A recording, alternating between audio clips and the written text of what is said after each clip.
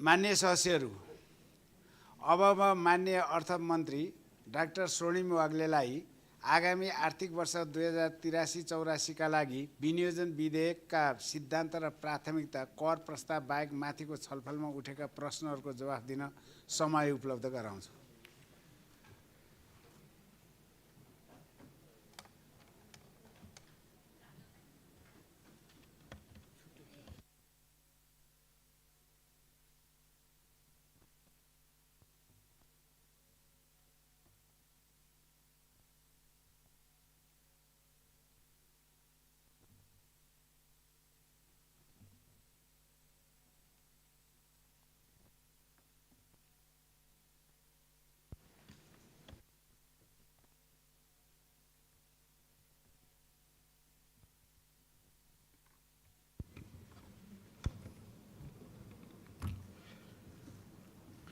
सम्मान्य अध्यक्ष महोदय, हिजो र आज यस सम्मानित सदनमा व्यक्त भएका विचार, सुझाव र जिज्ञासाप्रति सरकारका तर्फबाट म सम्मान व्यक्त गर्न चाहन्छु।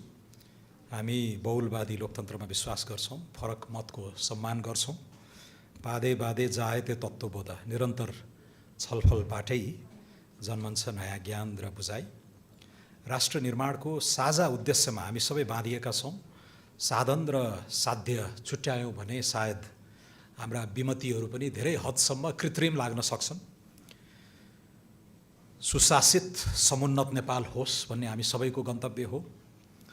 अर्थतन्त्रको आकार बढोस्, सम्मानजनक रोजगारी र औसत प्रति व्यक्ति आयमा वृद्धि होस्, राज्यले सामाजिक न्यायको पक्षमा गर्न सक्ने लगानीको सामर्थ्य बढोस्, अन्तर्राष्ट्रिय प्रतिष्ठा र आत्मसम्मान कायम होस्।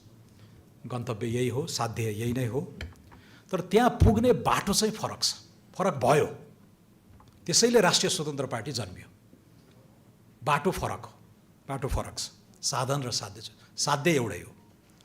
त्यसैले अलिकति फरक ढङ्गले हामीले लग्यौँ भने विगत 30 वर्षकै नीति, शासकीय शैली र चरित्र ठिक भएको भए त राजनीतिमा पुस्तान्तरण र आर्थिक सामाजिक क्षेत्रमा यति व्यग्र रूपान्तरणको माग हुने नै थिएन।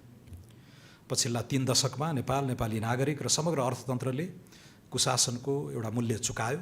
सुस्त निर्णय प्रक्रिया, मिलोमतो, नीतिगत अन्यल, बिचौलिया तन्त्र, संस्थागत दोहनका कारण मुलुकले गुमाएको आर्थिक अवसर, रोजगारी र सम्भावित आर्थिक वृद्धि, मिसिङ जीडीपी भन्ने गरेको छु मैले, यो कस्ट अकल्पनीय छ। त्यसैले नै हामीले सुशासनको लाभांश, थिति बसाल्ने सङ्कल्प भन्ने वाचापत्र बनाएर जनतामा गएर त्यो भाषा, त्यो अवधारणालाई अनुमोदित गराएर लिएर आएका छौँ र त्यो अनुमोदित अवधारणा र ढाँचालाई नै हामीले अभूतपूर्व कन्सिस्टेन्सीका साथ सरकारको नीति कार्यक्रममा, विनियोजन विधेयकको सिद्धान्त तथा प्राथमिकतामा, सरकारको 100 बुँदे शासकीय सुधारको रोडम्यापमा, साझा प्रतिबद्धतामा र अब आसन्न बजेटमा पनि त्यही हो। हाम्रो लागि सबभन्दा पवित्र दस्तावेज त्यही नै हो। त्यसैको जगमा नै हाम्रो आगामी 5 वर्षको शासकीय यात्रा चल्नेछ भन्ने कुरा म यस सम्मानित सदनलाई जानकारी दिन चाहन्छु। पुरानै शब्दजाल, आफूले बोल्दै लेख्दै आएका दस्तावेजकै खोजी गर्न म यति मात्र विनम्र अनुरोध गर्न चाहन्छु। Elections have consequences. संविधानप्रति हाम्रो प्रतिबद्धता छ र यो आधारहीन संशय मैले अघिल्लो पटक पनि यस सम्मानित सदनमा उल्लेख गरेको थिएँ र यसलाई पटक पटक दोहोऱ्याउनु पर्ने बाध्यता वास्तवमा खेदजनक छ। हामी यही संविधानले नै कल्पना गरेको अवधारणालाई स्वीकार गरेर एउटा चाहिँ निर्वाचनमा सहभागी भएर आएका छौँ र यसलाई यहाँभित्र मन नपरेका कुराहरू, संविधानभित्र मन नपरेका कुराहरू यसै संविधानले ती खुड्किलाहरू दिएको छ। धारा 274 र धारा 275 मै टेकेर आवश्यक विधि सम्मत ढङ्गले यसलाई सुधार्न सक्नेछौँ भन्ने प्रावधान यही संविधानमा भएकोले नै हामीले चाहिँ अहिलेको यात्रा तय गरेका पनि हौँ। त्यसैले समता उन्मुख समाज निर्माणप्रति हामी कटिबद्ध छौँ। अवसरको समानता र मध्यम वर्गको सुरक्षित विस्तारप्रति हामी समर्पित छौँ। जानी आएको, पढी आएको टर्महरू, शब्दहरू, अवधारणाहरू झट्ट नदेख्दाखेरि धेरै मान्य सांसदज्यूहरूले कतै संविधानप्रतिको कमिटमेन्ट कतै यो समता उन्मुख लक्ष्यहरूबाट विमुख हुन खोजेको हो कि भन्ने जुन तर्कहरू गर्नुभएको छ त्यो अनावश्यक छ। त्यता म सम्मानित सदनलाई सम्माननीय अध्यक्ष मार्फत पूर्ण रूपले आश्वस्त गर्न चाहन्छु। हाम्रो दस्तावेजहरू दोहोऱ्याइ तेह्राइ पढिदिनु भयो भने राज्यका निर्देशक सिद्धान्तहरू लगायत हाम्रो दिगो विकासका लक्ष्यका भाषाहरू, हाम्रा विभिन्न आवधिक योजनाहरूले तय गर्दै आएको दिशानिर्देश सर्लक्कै यसलाई अपनत्व लिएर गरेका छौँ। नागरिकको जीवनस्तरको प्रसङ्ग आइरहेको थियो। मैले आज 8 सालमा प्रस्तुत श्रद्धेय सुवर्ण शमशेरले प्रस्तुत गर्नुभएको 8 सालको बजेट पनि बोकेर लिएर आएको छु। नागरिकको जीवनस्तरमा तरक्की गर्न चाहिँ यसरी गरेको छ भन्ने लक्ष्य त्यति बेला पनि थियो। त्यसैले 75 वर्ष अगाडिको भाषा, अहिलेको भाषा, 50 वर्ष पछिको राज्यले बोल्ने भाषा पनि यही नै हो। शिक्षा, स्वास्थ्य, शासकीय सुधार, पूर्वाधार लगायतका विषयहरू नै हुन्छ। तर त्यसको शैली, स्वरूप, चरित्र फेरिँदै जान्छ। विश्वकै सबभन्दा ठुलो भीमकाय अर्थतन्त्र अमेरिकामा पनि आजको बहस शिक्षा, स्वास्थ्य, सामाजिक सुरक्षा, पूर्वाधार, रक्षा यिनै हुन्। त्यसैले स्वरूप इभल्भ हुँदै जान्छ, तर शब्दको यो जुन केलाइ छ त्यो अलिकति सतही भयो कि भन्ने मेरो विनम्र निवेदन छ। यसको चुरोमा जानु पर्यो, मर्ममा जानु पर्यो, स्पिरिटमा जानु पर्यो। त्यसपछि हामी फेरि त्यो साझा गन्तव्य जुन हो त्यहाँ फेरि एकबद्ध भइ नै हाल्छौँ। बाटो त फरकै लिया हो, त्यो फरक बाटो नै अनुमोदित भएर हामी अहिले यहाँ छौँ। कतिपय मान्य सदस्यहरूले मुख्य प्राथमिकताको बारे पनि सोध्नु भएको छ। हाम्रो शीर्ष प्राथमिकता सुशासन नै हो। हाम्रो विश्वास छ सुशासन बिना दिगो आर्थिक वृद्धि सम्भव हुँदैन।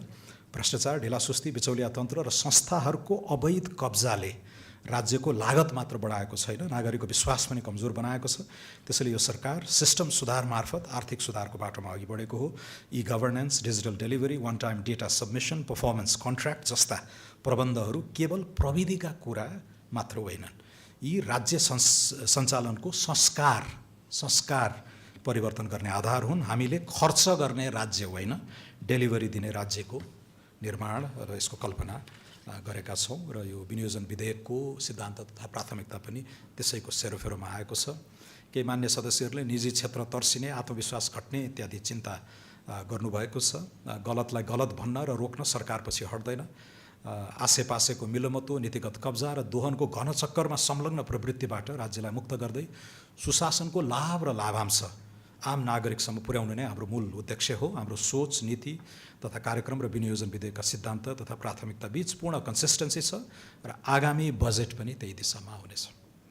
प्रतिपक्षका मान्य साथीहरूलाई पनि यो परिवर्तनको यात्रामा अवरोध होइन, रचनात्मक सहयात्री बन्न म हार्दिक आग्रह गर्दछु। हामीले ओभररिच गऱ्यौँ भने सचेत गराउनु होला, सचेत गराउनु होला। तर निजी उद्यमीको आवरणमा बदमासी गर्ने र क्रिमिनालिटीका अंशहरू नै प्रदर्शन गरेका पात्रहरूलाई बोक्न चाहिँ छोडिदिनु होला। कतिपय मान्य सदस्यहरूले मध्यम वर्गको विस्तारको अवधारणामाथि टिप्पणी गर्नुभएको छ। यहाँ स्पष्ट हुन आवश्यक छ, मध्यम वर्गको विस्तार भन्नाले केही सीमित वर्गलाई सुविधा दिनु होइन। यसको मूल ध्येय गरिब, श्रमिक, किसान, भूमिहीन, सुकुम्बासी र अवसरबाट वञ्चित समुदायको आर्थिक हैसियत माथि उठाउनु हो। हामी गरिबीको समान वितरणमा विश्वास गर्दैनौँ। हामी गरिबहरूलाई माथि उठाएर मध्यम वर्गको फराकिलो आकार बनाउनु पर्छ भन्ने मान्यताबाट आएका छौँ। नागरिकको आय, सिप, उत्पादकता र अवसरमा पहुँच बढ्छ, तब मात्रै वास्तविक सामाजिक गतिशीलता, अपवर्ड सोसियल मोबिलिटी सम्भव हुन्छ। त्यसैले यो अवधारणा सामाजिक न्यायलाई आर्थिक उन्नयनसँग जोड्नु हो। यो नयाँ अवधारणा हामीले लिएर आएका छौँ। धेरै मान्य सदस्यहरूले अघिल्लो पटक नीति कार्यक्रममा सबै पुरानो भयो कि भन्ने टिप्पणी गर्नुभएको थियो। अहिले पुनः त्यही नीति कार्यक्रमका आधारमा प्रस्तुत सिद्धान्त र प्राथमिकतामाथि यसमा पुरानो केही छैन भन्ने आपत्ति प्रकट भइरहेको पनि मैले पाएँ दुवै सदनमा। म सम्मानपूर्वक पुनः दोहोऱ्याउन चाहन्छु, राज्य कुनै अस्थायी राजनीतिक संरचना होइन, यो एक अविच्छिन्न उत्तराधिकारी संस्था हो। सन् 1769 देखि नेपाल राज्य चलिरहेछ। हामी जस्ता राजनीतिक पात्रहरू आउँछौँ जान्छौँ, तर राज्य चलिरहेछ र त्यो अविच्छिन्न उत्तराधिकारी संस्थाको अवधारणालाई हामीले ग्रहण गरेका छौँ। हामी आउनुभन्दा अगाडि हामीमाथि थोपरिएका भीमकाय दायित्वहरू पनि हामीले अनर गरेका छौँ, पुरै बोकेका छौँ। पैसा पुगेको छैन, तर खोजी ल्याएर घाँस काटेर भए पनि हामीभन्दा अघिल्ला सरकारहरूले बोकेका दायित्वहरूलाई हामीले सम्मान गरेका छौँ। किनकि हामीभन्दा अगाडि आएका सरकारहरूप्रति कुनै अतिरिक्त प्रेम भएर होइन, राज्यको अविच्छिन्नताको अवधारणालाई, त्यो स्याङ्क्टिटीलाई हामीले बोकेका हौँ। त्यसैले मुख्य प्रश्न विषयको नाम होइन, दृष्टिकोण कार्यान्वयनको शैली र अपेक्षित परिणाम हो। हामीले ती क्षेत्रलाई कुन सोचबाट हेर्छौँ, कसरी कार्यान्वयन गर्छौँ र नागरिकले कस्तो परिणाम प्राप्त गर्छन् भन्ने कुरा नै वास्तविक भिन्नता हो।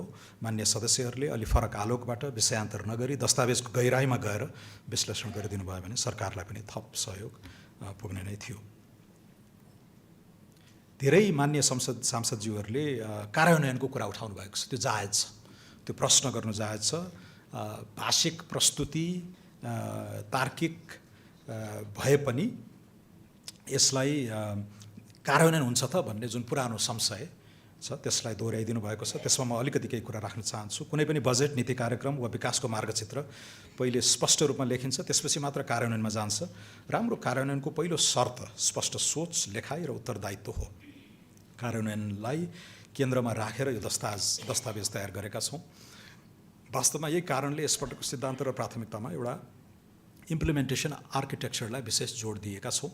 नागरिकले अब भाषण होइन परिणाम खोजेका छन् भन्ने कुरा हामीलाई राम्रोसँग थाहा छ। कानुनी सुधार, संस्थागत उत्तरदायित्व, समय सीमा, डिजिटल ट्र्याकिङ, प्रत्यक्ष अनुगमन र परिणाम मापनलाई राज्य सञ्चालनको केन्द्रमा राखेका छौँ र यसलाई हामीले मिसन मोडको पनि नामाकरण गरेका छौँ।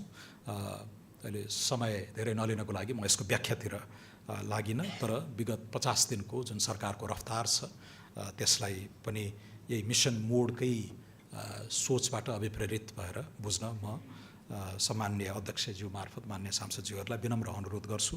त्यसैले यो शब्दको परिवर्तन होइन, यो गभर्नेन्स फिलोसफी र एउटा एक्जिक्युसन मोडलकै नयाँ प्रयोग भइरहेको कुरा म निवेदन गर्न चाहन्छु। हामीले प्रस्तुत गरेका 5 मार्गदर्शक सिद्धान्त, सुशासनको लाभांश, अर्थतन्त्रको पुनर्संरचना, सन्निकटताका लागि एकीकृत पूर्वाधार, सामाजिक लगानी र बहुआयामिक अन्तर्राष्ट्रिय सम्बन्ध, यिनै आधारमा प्राथमिकताहरू निर्माण गरेका छौँ। हाम्रो विश्वास छ यी प्राथमिकताले आर्थिक वृद्धि, रोजगारी, सामाजिक न्याय, उत्पादकत्व, प्रतिस्पर्धात्मकता र नागरिकको जीवनस्तरमा गुणात्मक सुधार ल्याउने नै छ।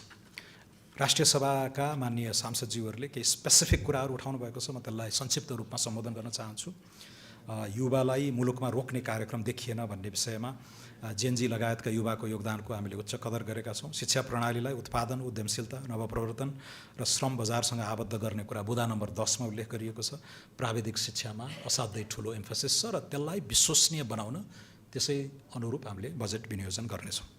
कृषि क्षेत्रको विषयमा, किसान वर्गको उत्थानको विषयमा माननीय सांसदज्यूहरूले चासो राख्नु भएको छ। बुँदा नम्बर 20 मा हामीले कृषिको मल, बिउ, सिँचाइ, समर्थन मूल्य र समग्र मूल्य श्रृङ्खला सुधारका विषय समावेश गरेका छौँ। कृषि, ऊर्जा, पर्यटन आदि क्षेत्रलाई आर्थिक सम्भागको रूपमा विकास गरिने कुरा बुँदा नम्बर 21 मा उल्लेख छ। निजी क्षेत्रको प्रसङ्ग अलिकति छोटकरीमा मैले अगाडि राखेँ, तर निजी क्षेत्रलाई आर्थिक विकासको अगुवाको रूपमा लिएका छौँ। ऊर्जा, हरित हाइड्रोजन लगायत नवीन उद्योगमा लगानी विस्तार गर्ने बुँदा 22 मा छ। निजी क्षेत्रको आत्मविश्वास अभिवृद्धि गर्नेलाई हामीले अनिवार्य शर्तकै रूपमा लिएका छौँ। बुँदा नम्बर 22 मा लगानी मैत्री वातावरण, दर्जनौँ ऐनहरू हामी ल्याउँदैछौँ। म अर्थमन्त्री भएको दिन पुराना, असान्दर्भिक, आउटडेटेड निजी उद्यमलाई रोक्ने खालका 15वटा ऐन खारेज गरेँ र दर्जनौँ त्यस्ता ऐनहरू चाहिँ हामी अब बजेट मार्फत पनि घोषणा गर्दैछौँ र यस अधिवेशनमै हामी त्यो आर्थिक सुधारको श्रृङ्खलालाई निरन्तरता दिनेछौँ। भौतिक पूर्वाधार निर्माणमा निजी क्षेत्रको साझेदारी, गभर्मेन्टको ब्यालेन्स सिटभन्दा बाहिर गएर निजी पुँजी नभित्र्याउने हो भने तपाईँ हाम्रा यी ठुला ठुला लक्ष्यहरू, एक्सप्रेसवेका लक्ष्यहरू, ड्राई पोर्टका, टनलका, ओभरपासका, अन्डरपासका कुनै पनि सम्भव छैनन्। त्यसैले पहिलोपटक यसपालिको बजेटमा हामी गभर्मेन्टको ब्यालेन्स सिटभन्दा बाहिरबाट पनि निजी पुँजी आकर्षित गर्ने गरेर अगाडि बढेका छौँ र सरकारको दुर्लभ साधन स्रोत चाहिँ कर्णाली, सुदूरपश्चिम, मधेस लगायत पिछडिएका समुदायहरूमा नै केन्द्रित गर्ने लक्ष्य अहिलेको सिद्धान्त तथा प्राथमिकता पनि बोलिएको छ। संहिताको मर्मको बारेमा प्रश्न छ। सहकार्यमा आधारित सङ्घीय प्रणालीलाई थप मजबुत बनाउँदै जाने नीति बुँदा नम्बर 13 मा उल्लेख छ। सहकारी समस्याको समाधान स्पष्टसित बुँदा नम्बर 36 मा बचतकर्ताको समस्या दीर्घकालीन रूपमा समाधान गर्ने र हिजोदेखि यसको प्रक्रिया पनि सुरु भएको छ। अर्थ मन्त्रालयले 25 करोड रुपैयाँ यसै साल विनियोजन गरेको छ। थप 25 करोड विनियोजन गर्नलाई हामी तयार भएर बसेका छौँ र भूमि सहकारी मन्त्रालयले यो कामलाई अगाडि बढाएको छ र यो फेरि राज्य कोषबाट बाँडिएको रकम होइन। त्यस्तो वितरणमा हामी विश्वास गर्दैनौँ। सहकारीकै सम्पत्तिलाई बेचेर एउटा चक्रीय कोषमा राखेर त्यसैबाट बचतकर्ताहरूलाई जाने प्रक्रिया सुरु भइरहेको छ। तर यो लिक्विड र इलिक्विड एसेटहरूको जुन टाइम ल्याग हुन्छ त्यसका कारण मात्रै अहिले सरकारले अस्थायी सहजीकरण गरिदिएको हो। उत्पादनमुखी अर्थतन्त्रको विकासमा बुँदा नम्बर 5, 6 इत्यादिमा स्पष्टसित लेखिएको छ। सामाजिक न्याय, विपन्न, दलित, सीमान्तकृत समुदायका कुराहरू बुँदा नम्बर 36 र 37 पुनः पढिदिनु हुन म विनम्र अनुरोध गर्दछु। मधेस कर्णालीका विषयहरू पनि बुँदा नम्बर 38मा स्पष्टसित हामीले लेखेका छौँ। सामाजिक विकासको मूल प्रभावबाट वञ्चित कर्णाली, मधेस र सुदूरपश्चिम लगायतका क्षेत्रहरूको रूपान्तरण राज्यको शीर्ष प्राथमिकतामा रहेको। अलिकति मैले के समान पाएको छु भने माननीय सांसदज्यूहरूले आफूले जानी आएको, पढिआएको, भाषणमा उल्लेख गरिआएका शब्दहरू झट्ट नदेख्दाखेरि चाहिँ परेन कि भन्ने भ्रम भएको जस्तो मलाई लाग्छ। अब एउटा कुरा चाहिँ स्वीकार्नै पर्छ, बाटो फरक नै हो, वाचापत्र हाम्रो अलिक फरक नै थियो र त्यो अनुमोदित वाचापत्रमै टेकेर हामीले यी अवधारणाहरूलाई अहिले राज्यका वैध दस्तावेजहरूमा मूर्त रूप दिएका हौँ भन्ने कुरा म विनम्र अनुरोध गर्न चाहन्छु। मध्यम वर्गभन्दा तल्लो वर्गको उत्थान राज्यको प्राथमिकता हुनुपर्ने विषय। यसमा विपन्नको सहारा राज्य नै हो, तर मध्यम वर्गको आकार र स्वरूपलाई हामीले थप समृद्ध फैलाउन सकेनौँ भने यो लोकतन्त्र पनि टिक्दैन र विकासका परम्परागत मानकहरूलाई पनि न्याय गर्न सक्दैनौँ भन्ने मेरो व्यक्तिगत दृढ विश्वास भएको हुनाले यी कुराहरू मैले यसरी जोड दिएर उल्लेख गरेको छु। नयाँ कोषको लागि दिगो स्रोतको बारेमा यो त मान्यज्यूले पढ्नु नै भएन भन्ने कुरामा निष्कर्षमा पुगेँ। बुँदा नम्बर 23मा वैकल्पिक विकासबाट पूर्वाधार बन्द, हरित बन्ड, वित्तका स्रोतहरूको खोजी र त्यो अघि मैले भनेको अवधारणा गभर्मेन्टको ब्यालेन्स सिटबाट होइन, गभर्मेन्टको ब्यालेन्स सिटभन्दा बाहिर गएर सोर्सहरू नखोज्ने भने हामी पुँजीगत खर्च अब गर्न सक्दैनौँ। यसपालि 4 खर्बको पुँजीगत बजेटमा आजका दिन, अब 2 महिना पनि बाँकी छैन आर्थिक वर्ष सक्नलाई, जम्मा 1 खर्ब खर्च गरेका छौँ। 66 खर्बको अर्थतन्त्रमा सरकारले लगानी गरिदिएको जम्मा 1 खर्ब पुँजीगत खर्च। त्यसले त हामी कहाँ पुग्छौँ? कहीँ पनि पुग्दैनौँ।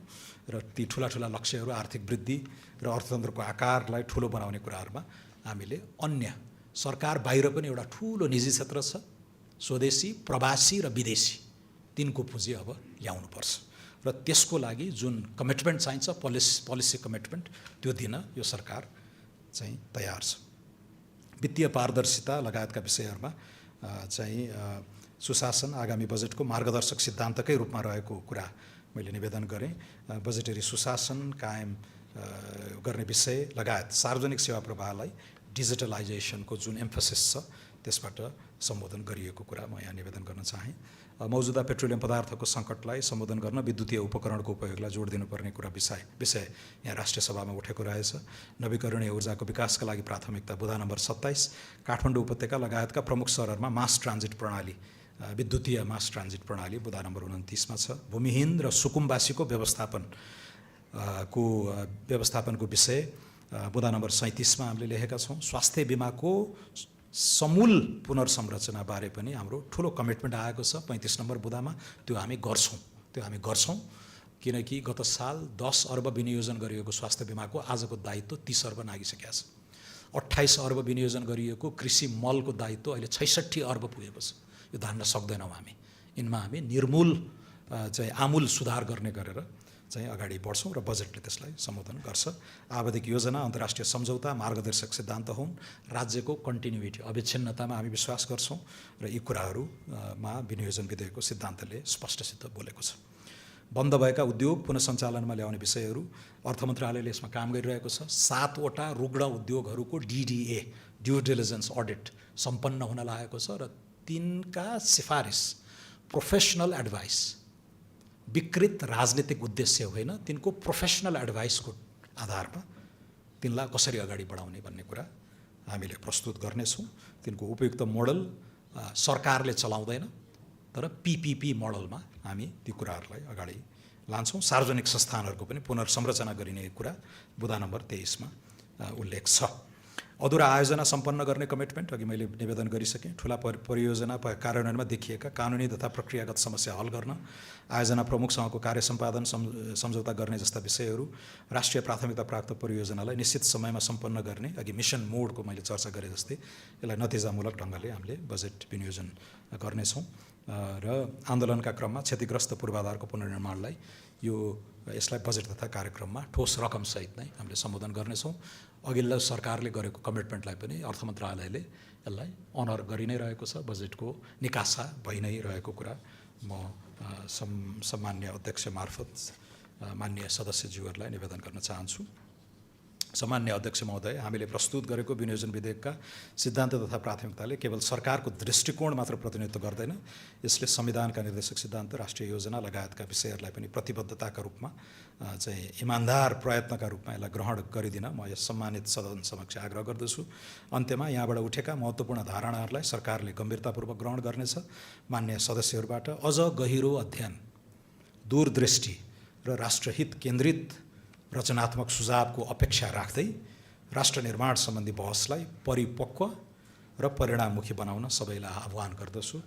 हस्, धन्यवाद।